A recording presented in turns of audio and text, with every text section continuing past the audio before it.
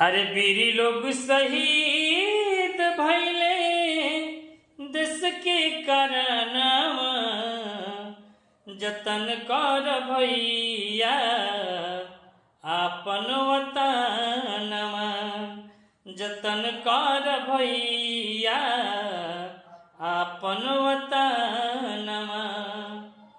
वीरी लोग शहीद भइले देश के करनवा, जतन कर भैया आपन वतनवा।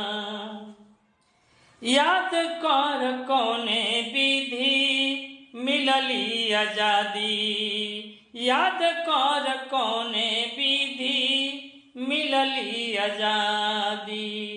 भगत सिंह हंसी के चढ़ी गईल फांसी, याद कर कौने विधि मिलली आजादी।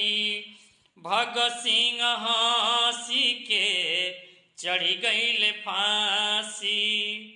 खुनवा से सींची दिहले अरे अपन वतनवा, जतन कर भैया आपन वतनवा, जतन कर भैया आपन वतनवा।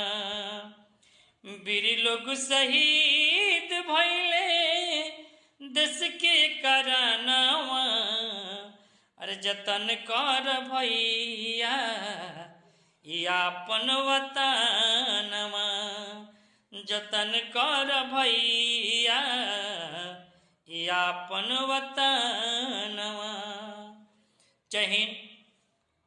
अगर अच्छा लागल हो तो लाइक शेयर जरूर करी, हमके फॉलो करी। नमस्ते, प्रणाम।